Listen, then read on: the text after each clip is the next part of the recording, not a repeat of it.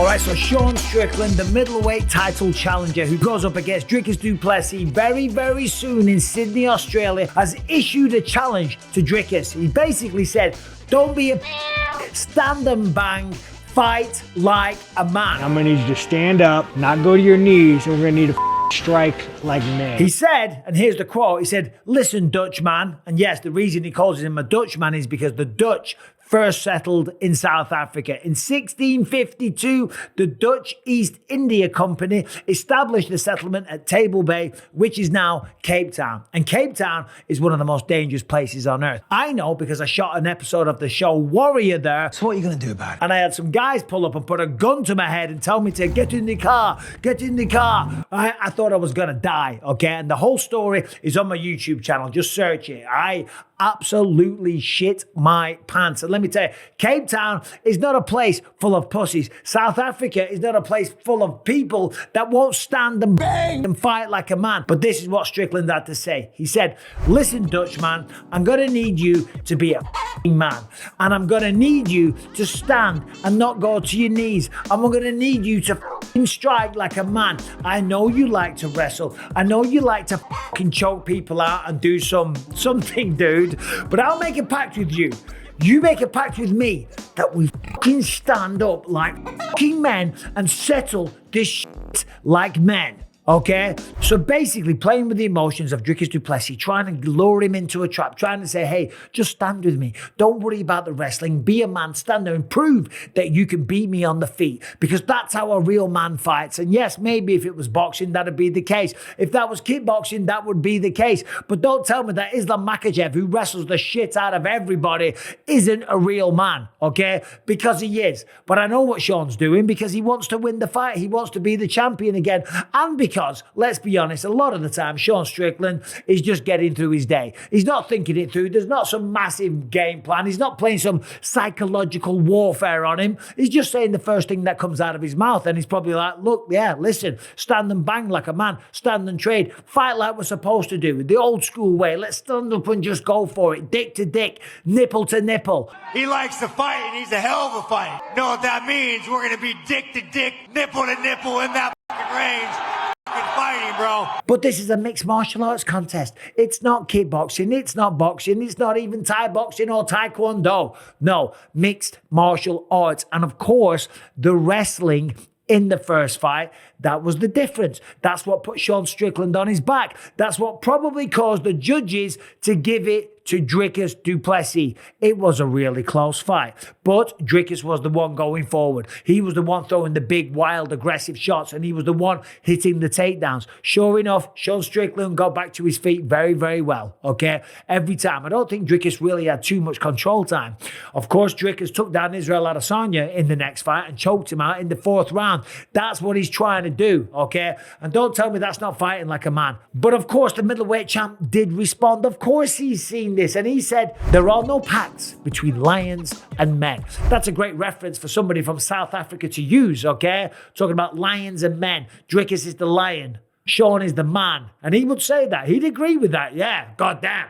Here's the thing, guys. So here's the thing, guys. Right? He is a man. And he's going to go out and fight like a man. And Dricus can call himself a lion all day long, but the first fight was close. It was a split decision. And a lot of people did think that Sean Strickland won. So what is he going to do different in this one? Listen, Sean Strickland's great. He's very entertaining. He's very polarizing, and he's awesome to watch. He's a very good fighter, and he's a very good striker.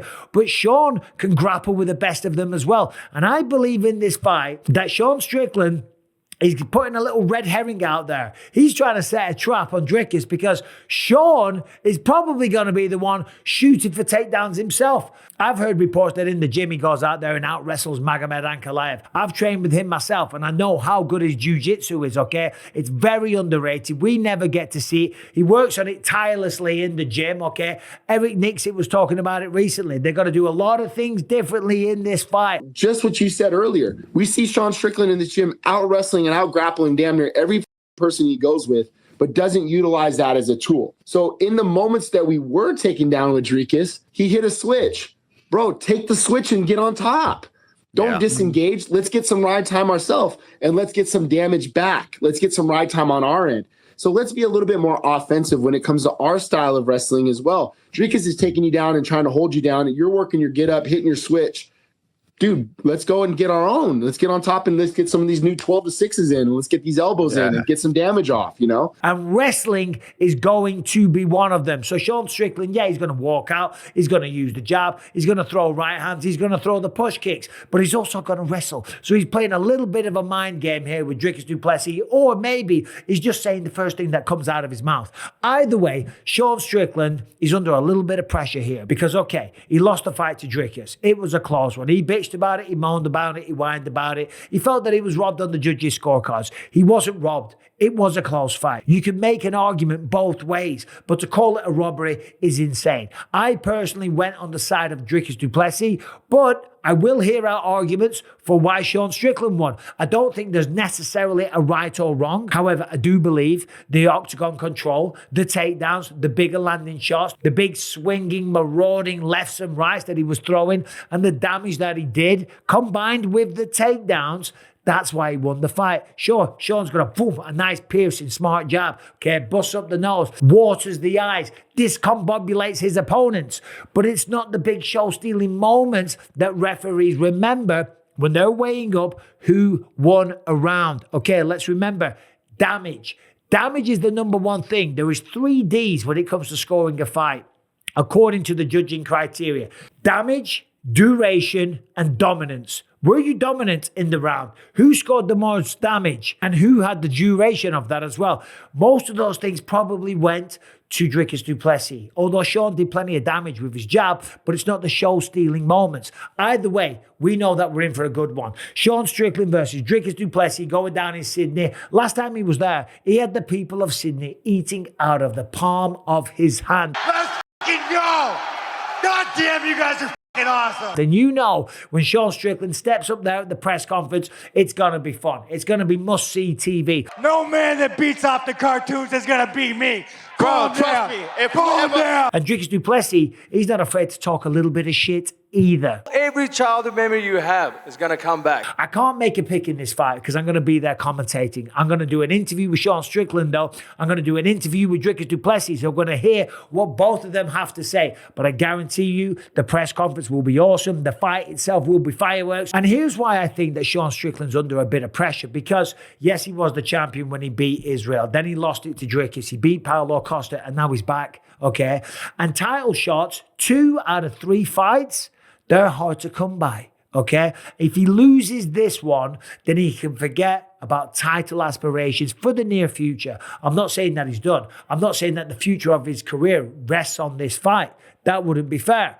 But the title shots in the immediate future, he's going to have to go away and win 2 or 3 more fights. And if Dricus Du Plessis beats him, this man is going to reign supreme for quite some time. Of course, UFC 312, that's the main event. In the co-main event, we have Zhang Weili taking on Tatiana Suarez. Now, Tatiana Suarez is an incredible wrestler that's had a really tough life. She was diagnosed with cancer. She took some time away. She's undefeated. She's 10-0, and she's tapped out a lot of great competitors.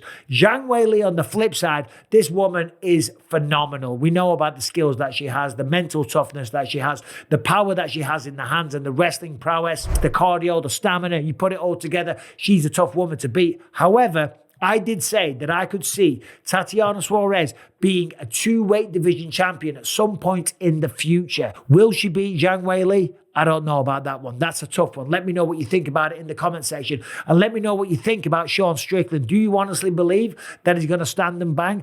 Do you think Dricus will fall for that? Let me know in the comment section what you think about that. Members' videos, by the way, being dropped every single day. Sign up to the membership program. You will get exclusive content where I give further, more in-depth analysis, and I give some insights to my private life as I'm traveling the world, commentating fights, or just kicking back, hanging out at home. Thanks for watching. Subscribe and ring the bell. See you soon.